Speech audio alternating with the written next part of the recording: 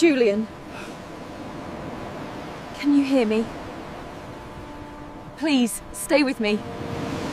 You are about to enter a world draped in fog and yearning, a quiet corner of England where two broken souls collide. She buried her heart with her husband. He left his soul on the battlefield. Neither believed in a second chance. But fate, as relentless as the tide, is about to teach them that life and love can bloom again, even after loss. Welcome to The Widow and the War Hero. Settle in and prepare to have your breath stolen. And if you love tales of quiet intimacy and breathtaking second chances, be sure to subscribe so you don't miss a single moment of this journey. Part 1. The Soldier by the Sea. The world of Mrs. Amelia Harcourt was a study in beige and muted gray. 3 years had passed since the fever had claimed her husband, Dr. Thomas Harcourt, and with him, the vivid colors of her life. Now, at 28, she resided in the small coastal town of Whitby. Her days measured not by joy or anticipation, but by the rhythmic click of her sewing needle.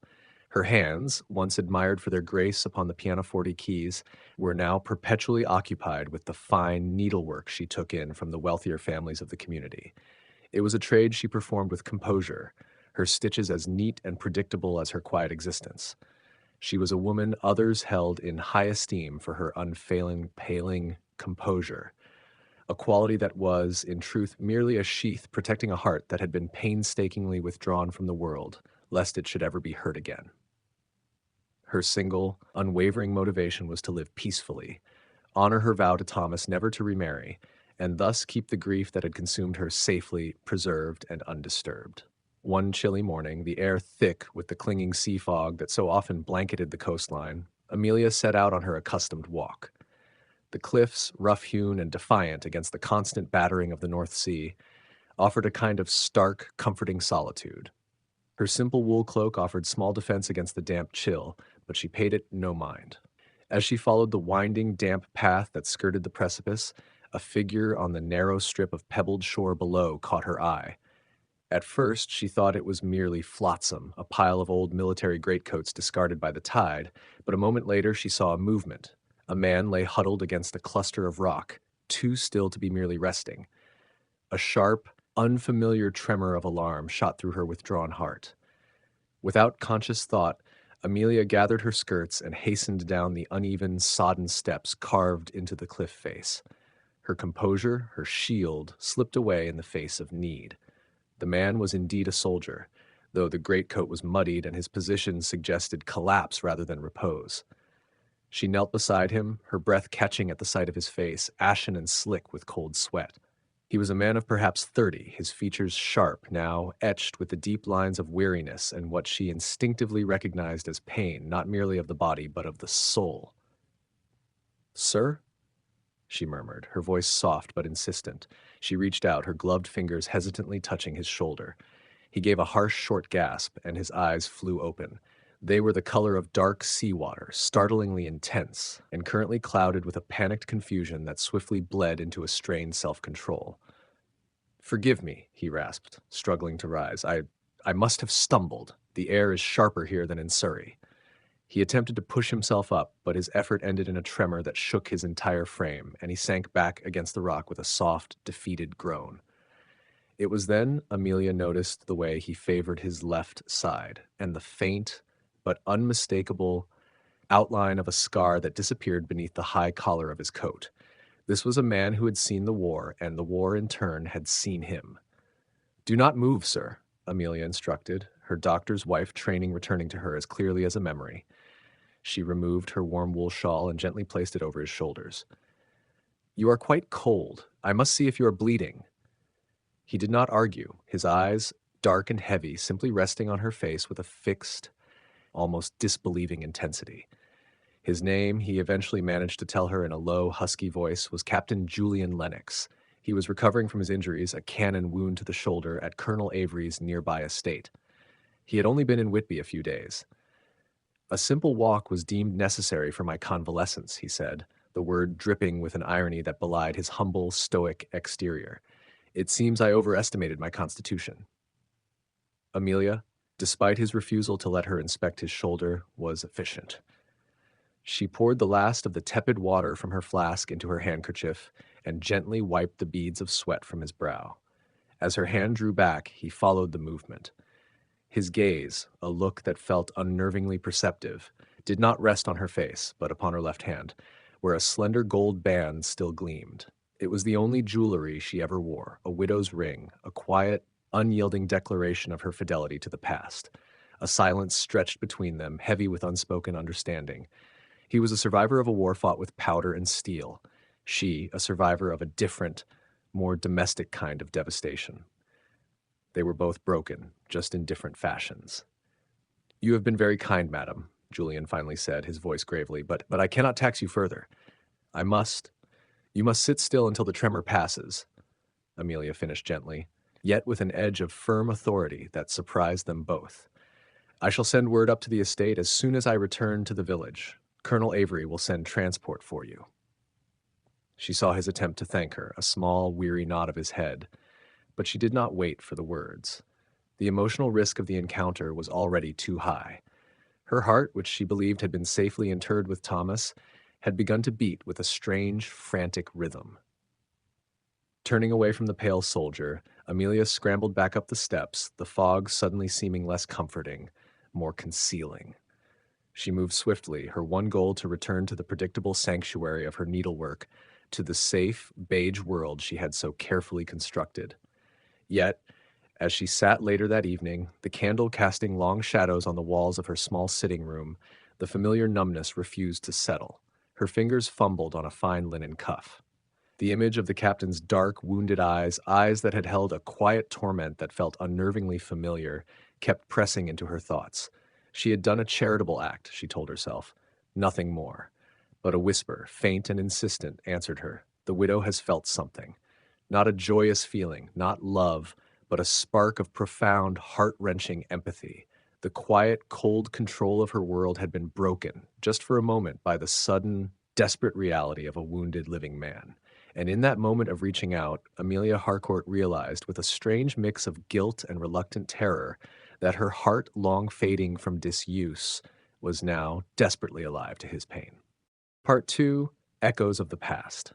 The following days offered Amelia no respite from the haunting image of Captain Lennox. She had sent a messenger to Colonel Avery's estate immediately upon reaching the village, and by all accounts, the captain had been safely retrieved. She ought to have been relieved, but instead she felt an unsettling lack of closure. The incident had served only to illuminate how very little she was used to feeling anything outside the confines of her carefully maintained grief. She immersed herself in her sewing, attempting to bury the unwanted stir of emotion under a mound of cambric and lace, yet the needle felt heavy, and the room too silent. It was 2 days later when the silence was truly broken. Amelia had followed her customary Tuesday routine, a short, sober walk to the churchyard on the hill, where the wind was sharper and the graves stood like quiet sentinels above the churning sea. She carried a modest posy of late-season white roses, Thomas's favorite, which she laid carefully upon his stone. Thomas Harcourt had been a kind, earnest man, a beloved country doctor, and their marriage had been one of deep, comfortable affection. There was no great, sweeping tragedy in his death, only the brutal simplicity of a fever that respected no man's virtue or skill. As she knelt, tracing the etched inscription of his name, she felt the familiar dull ache, a grief that was no longer sharp but deep-set, like a bruise that never quite faded. A shadow fell over her, cutting off the pale winter sun. She rose quickly, startled to find the very man who had monopolized her thoughts standing a few paces away. Captain Julian Lennox looked marginally better than he had by the sea, though his complexion was still too pale, and his face retained that carved, exhausted quality. He wore civilian attire now, a dark, well-cut coat, but his rigid posture spoke more eloquently than any uniform. He carried a cane, its tap on the gravel path the only sound besides the wind. "Mrs. Harcourt," he said, his voice low, respectful, and slightly strained, "I have been searching for you. Colonel Avery gave me the directions to your cottage, but I found my way here first. I owe you a significant debt for your timely assistance." Amelia clasped her hands before her, adopting the cool composure that was her fortress. "It was nothing, Captain. Any person would have done the same. I assure you, most people would have done considerably less," he corrected quietly. His dark eyes, which had initially been focused on her, now flickered to the headstone she had just honored. Julian did not offer a trite condolence. He simply looked at the stone and then back at her, and Amelia knew, with a certainty that was both painful and profound, that he saw past the veneer of her composure. Their conversation as they stood amidst the quiet monuments to the dead was restrained, almost formal, yet charged with a quiet understanding. He spoke of his departure from the army, vague details about a wound, and his need for a place of absolute quiet. The battlefield, it seems, has little respect for silence, even after the last shot is fired, he said, his gaze distant. Amelia's heart ached with sudden, fierce recognition. Grief is much the same, she responded, the words slipping out before she could check them. It does not simply cease, Captain. It only learns to wear a quiet face. He looked at her then, truly looked, and she saw the mirrored grief in his eyes. Hers for the man she lost, his, she suspected, for the men he couldn't save. He did not ask after Thomas. He did not need to. The loss was a palpable third presence between them, a shared weight. You have my sincere sympathies, Mrs. Harcourt, Julian murmured. It takes a quiet courage to return to life after such a loss. And it takes a different kind of courage to remain among the living when you feel you should have fallen, she countered, noticing the subtle tensing of his jaw. He gave a short, humorless laugh. Perhaps we are both experts in the wrong kind of bravery, then. They spoke a little longer of the rugged beauty of Whitby and the relentless cold of the sea, the conversation serving as a flimsy curtain over the intense, unspoken recognition of shared pain. Julian gave her a formal bow and promised to call upon her at a more appropriate time to express his gratitude properly. As he walked away, his gait careful and measured, Amelia watched him until he disappeared behind the low stone wall. She felt utterly exhausted, yet strangely, wonderfully, less alone than she had in 3 years. Later that afternoon, seeking the commonplace comfort of routine, Amelia stopped at Mrs. Godwin's tea shop, a warm, bustling haven on the high street. Mrs. Godwin, the elderly, sharp-eyed widow who owned the establishment, was a woman whose kindness was matched only by her refusal to mince words. Amelia, dear, you look like you've been fighting off a pack of wolves. Take this corner table, Mrs. Godwin instructed, sliding a plate of buttered crumpets onto the table, and you'll take a strong cup of Earl Grey. It'll put the color back into your cheeks. As Mrs. Godwin placed the steaming pot down, she leaned in conspiratorially. I heard you had a little adventure by the cliffs. A wounded soldier, they say, Colonel Avery's guest. Amelia gave a noncommittal sigh. He had simply fainted from fatigue, Mrs. Godwin. The older woman scoffed, wiping her hands on her apron. Faint! Ha! That man looks like he was carved from stone, but with a beating heart inside. Now, don't you be foolish, my dear. You've been wearing that black dress and that sad face long enough. You're only 28. She fixed Amelia with a stern, perceptive look. The dead don't need your whole heart, dear. They only need your remembrance. The living might. Amelia flushed, the warmth having nothing to do with the tea. Mrs. Godwin, I am a widow, and I have made my promises. Promises that keep you cold, perhaps, Mrs. Godwin retorted, softening the blow with a loving pat on Amelia's shoulder. Your Thomas would be the first to tell you to live again. He was a good man, not a jealous spirit. Amelia managed a weak smile, but the words, meant in kindness, stung with an uncomfortable truth. She quickly finished her tea and made her apologies, keen to escape the suffocating warmth of the small shop. As she walked home, the light fading, Amelia brushed off the well-meaning advice. It was easy for others to speak of living again. They did not feel the oppressive, quiet sense of betrayal that haunted her whenever she allowed a moment of brightness to penetrate her gloom. Yet, even as she brushed it off, her thoughts lingered stubbornly on the soldier, not on Captain Julian Lennox's scars or his military title, but on his wounded eyes, eyes that seemed to understand the desolate landscape of her own heart better than anyone else in Whitby. He had not come to flirt or seek favor. He had come to thank her, and in doing so he had silently acknowledged her pain. It was a dangerous kind of recognition. For the first time, Amelia felt a terrifying pull towards a future she had sworn off, and the shadow of her guilt lengthened with the evening tide.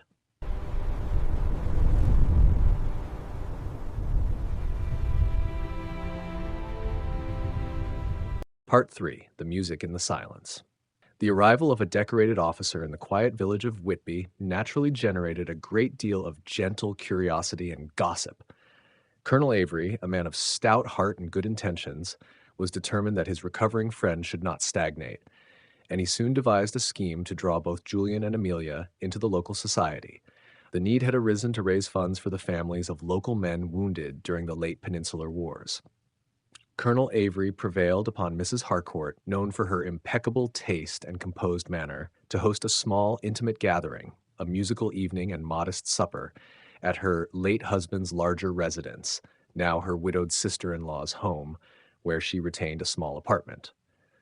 Amelia, reluctant to refuse a charitable request, and finding herself unable to articulate the true reason she wished to avoid large gatherings, reluctantly consented.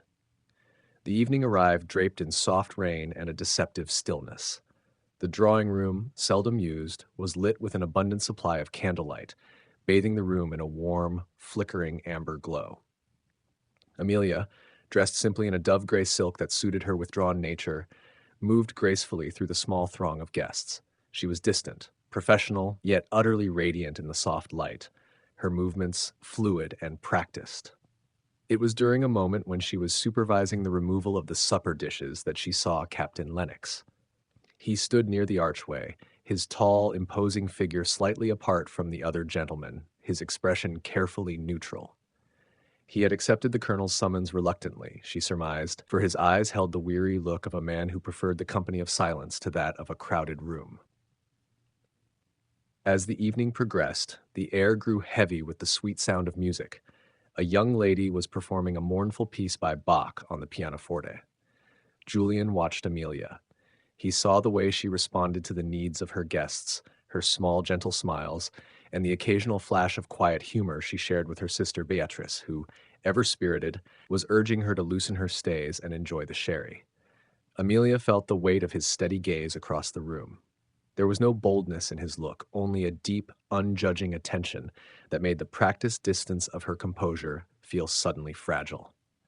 Later, as the final carriages were being called for, the gentle drizzle turned into a forceful downpour.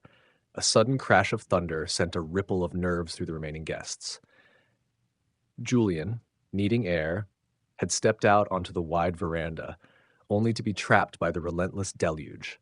Amelia, finding herself momentarily alone, went to close the tall glass doors. "Captain Lennox," she said quietly, "do come inside. You will take a chill." "I find the rain preferable to the clatter," he admitted, his voice low. The rain beat a furious rhythm on the roof of the old pavilion just a few steps from the veranda, and seeing no immediate end to the storm, Amelia stepped out to join him, taking shelter under the broad overhang. The shared space felt suddenly intimate. The sounds of the retreating guests inside were muffled, leaving only the sound of the drumming rain and the rush of their own breathing. Amelia noticed his hands. They were large, strong hands, yet she saw the fine, almost imperceptible trembling that seized his fingers as he gripped the polished wood of his cane. It was a tremor that went beyond cold or fatigue. "The battle still follows you, Captain," she observed softly, her heart aching with a tenderness she dared not name. He didn't pretend to misunderstand. He stared out into the gray deluge, his jaw clenched tight. "The quiet is the worst part, Mrs. Harcourt. In the field, one is too busy surviving to listen. Here, the nights bring the sounds of battle back with unnerving clarity." He paused, the confession tasting like ashes on his tongue. The shouting, the cries, they do not cease. The vulnerability of his admission, a stoic, humble man confessing his terror, broke through Amelia's carefully constructed reserve. She understood the haunting echo of loss. She lived with the ghost of Thomas's cough and the memory of his hand growing cold in hers. For the first time since their meeting, she shed her role as the composed widow and saw him not as a symbol of war, but as a fellow human soul drowning in pain. Her heart, which had been so careful, broke for him. Not with a sudden, shattering sound, but with the quiet, yielding strength of ice melting in the spring. Acting on pure, instinctual empathy, she took the smallest, most momentous step forward. She did not speak. She simply raised her hand, gloved in soft kid leather, and placed it gently over the hand that was gripping his cane, the trembling hand. The effect was instantaneous and profound. The deep, uncontrolled shudder that had been working its way through Julian's frame seemed to stop, arrested by the shock of contact. Her palm was cool and steady, a quiet anchor in the stormy darkness of his mind. He turned his head slowly, looking from her hand to her face, his eyes wide and dark with a raw emotion he could not hide. He did not pull away. In fact, he instinctively leaned into the subtle pressure of her touch, seeking the impossible peace it offered. For Julian, who had spent years surrounded by violence, this touch was a revelation, not of passion, but of deep, non-judgmental solace. For Amelia, the contact was equally transformative. The surge of guilt she expected was overwhelmed by a tidal wave of simple rightness. The air seemed to rush back into her lungs. It felt, for both of them, like the first deep, necessary breath after years underwater. The silence of the night, previously tormenting, was now a charged and potent field of understanding, stitched together by the humble, momentous connection of their hands.